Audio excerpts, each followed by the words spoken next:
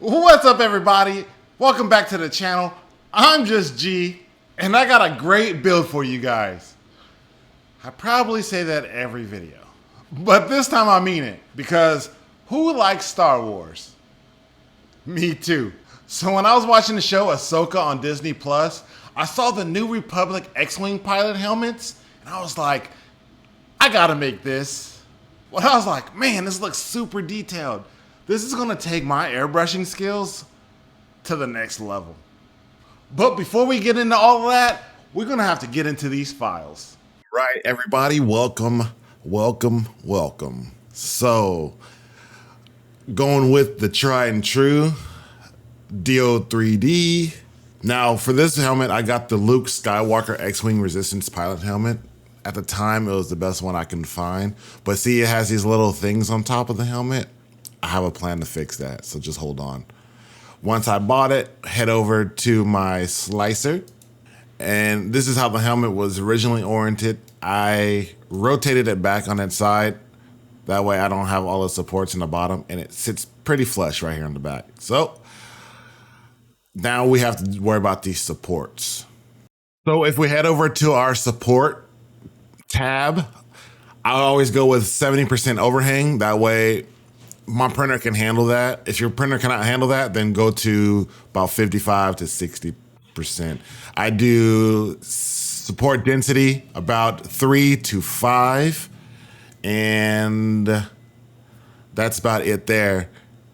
Also, my printer can handle doing a helmet or the top of the dome without supporting it. So I always use a support blocker on top of the helmet just to save on some supports. Then we slice it. We're looking about 1 day, 22 hours, which is about normal. If we go here and look, it is mostly retractions that is going to take the most time. You're looking at 27% of the time taken is retractions. If you also want to, you can do support blockers to block out these little pieces right here. I usually do that from time to time. It just saves on material and time. All right, let's go ahead and slice this up.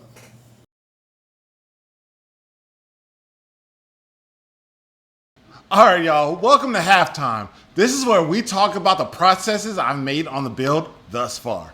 So lately, I've been using the resin method for sanding down the prints and getting them smooth overall, and it's been working beautifully. I have a deep dive breakdown for this method right here. All right, y'all, real quick. So I've been growing real fast, and it's because of people like you supporting my content. So I'm trying to get this page monetized so I can keep making more content that comes into my mind and making it a reality. So please hit that subscribe button so I can get to 1,000 subscribers. Thank you. Now, we can get into painting this bad boy. So I've broken down the process into phases. Phase 1 is the base paint. I painted the entire helmet a base coat of white. So phase 2, I mask off the entire helmet, what I need, and paint it blue. I really like this shade of blue. Now phase 3 is a combo. I do what I did on phase 2, but when I mask it off, I add the gray and I add the yellow. So now phase 4, we're going into the details. This is where I make sure I go over all the overspray that I did from all the masking, then do the fine little details on the side of the helmet, and then add the decals to the top of that. And then finally, we get to phase 5. This is where I clear coat the entire helmet to give it that shiny look.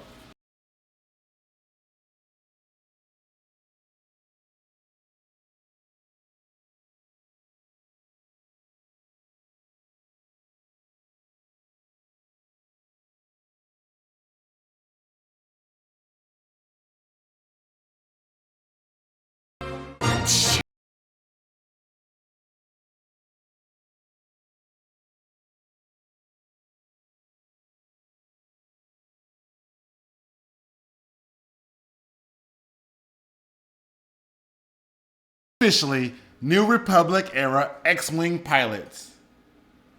Not really. So I vacuum molded the visor to this helmet Never done this before, but I made the box from some scrap wood I had lying around. And then I went to the local hardware store where I got some L-shaped brackets, some screws, and some brackets to make the frame to put the Pet G that I got from Amazon in there. Then I heated it up with some space heaters and my heat gun, and I was able to get it nice and pliable. So when I turned on the vacuum, it just sucked it down into a nice good mold. So it worked. So let me know down in the comments if you want me to teach you a deep dive breakdown on how to make one of these boxes for yourself so you can make visors and everything else that you need for your projects. I didn't know how I wanted to place the visor into the helmet because I didn't want to just glue it in there and then it stuck.